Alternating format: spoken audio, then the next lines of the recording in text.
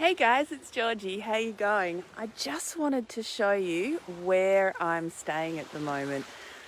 I'm doing a house sit and I just came across this magnificent little pathway.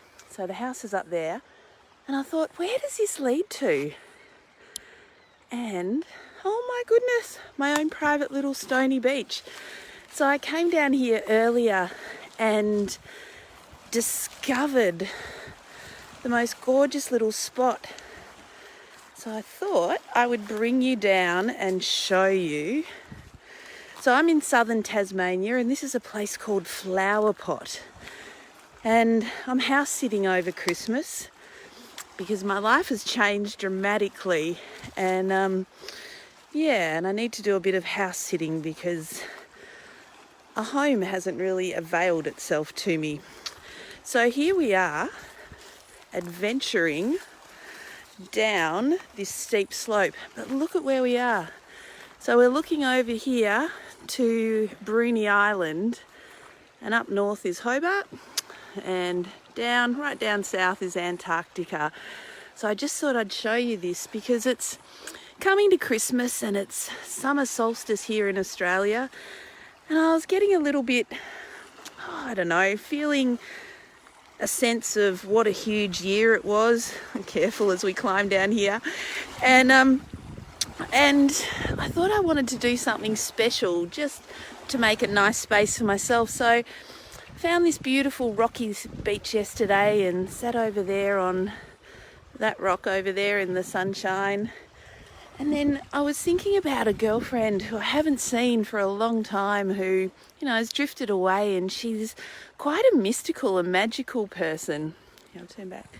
She's quite a mystical and magical person, and she loves deer energy and fairies and forests, and she does exciting paintings about the goddess and the earth. And I was thinking about her and I came across this amazing piece of wood. And this morning when I came down for sunrise and had a little swim out there, I had been to the op shop, the thrift shop recently, and found an old chandelier and decided I wanted to buy it and pull the little crystal things off. So we'll just turn around again. Here we go. So I found this amazing, beautiful goddessy wood divine creature, and look, the little crystals I found from the chandelier I've decorated her with. Isn't she pretty? Look at the colour of those rocks, the pink over there. Oh my goodness, absolutely gorgeous. And then I found this old rickety bit of seat, so I bought a hammer and nail down and made a nice little throne so I can sit on it like this. So I'm here for the next month, but what I wanted to show you is I found some ochre, and this is natural paint. And just get a bit of scoop of water, and you mix it up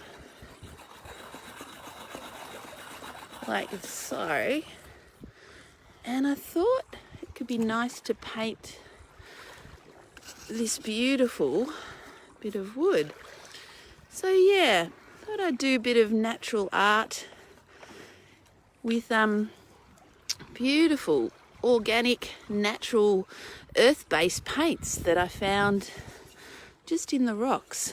And so to get the bits of ochre, here we go, you get that and you get another rock and you chip it off like this. And this is how they would have made paints to do drawings, over 40,000 years ago. And here we are, nearly in 2020. We'll just grab some more water. I really should have bought a cup. Oh, I have my drink bottle. Here, we're going modern technology. So this is how they would have made paints. So if we put a bit of water on there, rub this in, and you should be able to paint this beautiful bit of wood. So this is my project over the next month that I'm here. I think I'm going to paint in the beautiful ochre, and because the water is freezing, like it's lovely, but it's really cold. The next stop's Antarctica. So I grabbed a pair of gardening gloves and picked up a whole lot of rocks, can you see that, and made a little fire pit. So when the wind's down, I can sit on this beautiful rock here and sit in front of the fire and look at the magical creature I built, and life is good.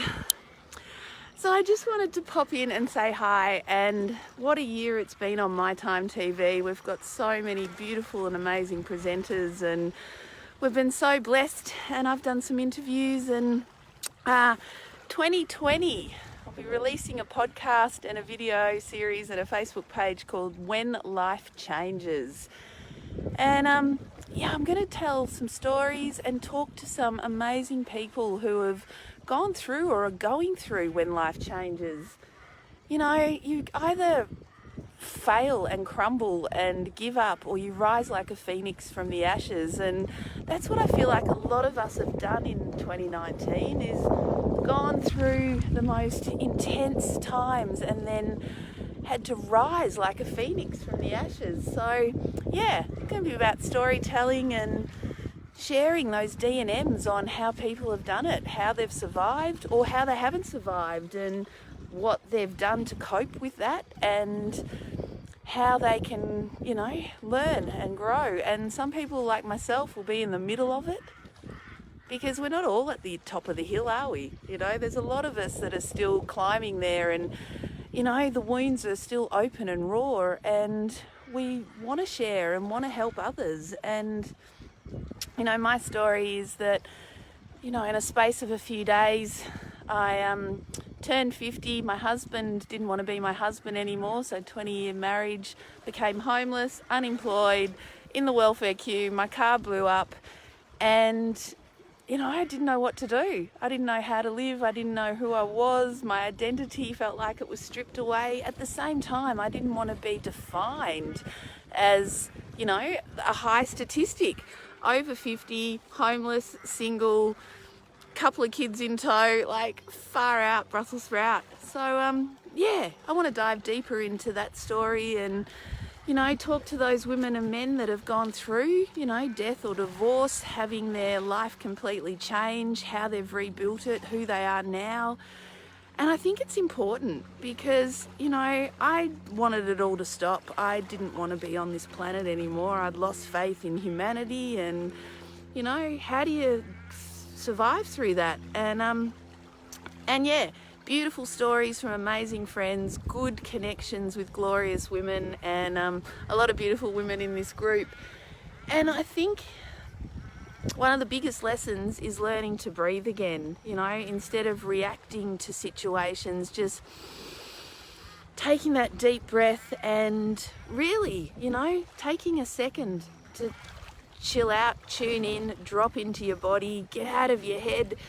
And so in that, there's lots of stories, there's lots of stuff that comes up when you do take a moment, but it really helps in those volatile situations that could turn into domestic violence, is just taking that deep breath and responding rather than reacting. So yeah, that's been a big part of my year. And isn't it funny, you know, one of the biggest lessons is learning how to breathe again rather than just rah. You know, I'm a tigress. I fully, you know, can really dive into that, you know, and being able to give myself a moment and drop into my body and not be filled with that rage. Let it come up, let it bubble out, but no, you know, hey, I'm carrying a box, I'm moving for the 5th time, where am I going to live? I don't know, let's keep going, rather than kicking and screaming and fighting with those around you. So that's been an amazing lesson. And I think it's really relevant at this time of year to remember those lessons, remember how to breathe, remember how to take a moment just to be yourself. And that was one of the reasons I found this little place, this little gorgeous bit of paradise here yesterday, was just taking that moment. You know, the kids were going feral. I was unpacking the car, didn't know where anything was in this house that we're house sitting. And I just thought, you know what, I'm going to go for a walk. And came down the hill, and it was a big adventure because I've been, you know, moving for the last couple of weeks, and fell over with a big box and hurt my meniscus in my knee, and been hobbling around, and yeah, was drawn down this hill and thought, I wonder where I'm going and how the hell am I going to get back up again. And here I am, came to this beautiful piece of paradise and created this gorgeous sculpture. I found this beautiful piece of driftwood, and she really spoke to me. It's like this amazing goddess. So I created, I pulled apart an old chandelier and have made some beautiful little trinkets on her, and I think I'm going to paint her with the ochre, so that'd be nice. So yeah, this beautiful ochre here that we found, and you know, it feels really symbolic. A nice pearl shell at the top for a crown, and what a gorgeous spot for her to be. So yeah, I just wanted to share that with you, and I'll pop in regularly over the next month and show you how this little space is going. And yeah, let's have a chat about when life changes and how you can grow and get through it without totally falling apart. And look, I totally did fall apart, and I was really blessed to have a few friends that I could call in those times who had been there, who understood, who didn't want to give advice or sort me out. They just let me be in that space and be vulnerable, and they kept it safe. So yeah, during this crazy time of year when you're feeling overwhelmed, top tips: take a moment to take a deep breath. Just bend your knees slightly because that stops you being rigid. Allow your energy to drop into your body, into your heart, down into your power center, into your womb if you're a woman, into your dantier if you're a man, and then let it drop into the earth. And it only takes 4 seconds. Honestly, it can totally change the trajectory of your situation. You can go from wild, crazy person ready to bite the head off all your family members to, hey, that's their stuff, that's their opinion, it's not mine. I don't need to agree. I don't need them to agree with me. I can just be in this moment. So if that's all I give you this Christmas, it's just that present. Being present in the moment is the biggest present you can give yourself. Peace and love, beautiful ones. Have a lovely, lovely summer solstice here in Australia, winter solstice if you're in the north, and I'm going to continue on painting my gorgeous goddess. Ciao, Bellas. Bye.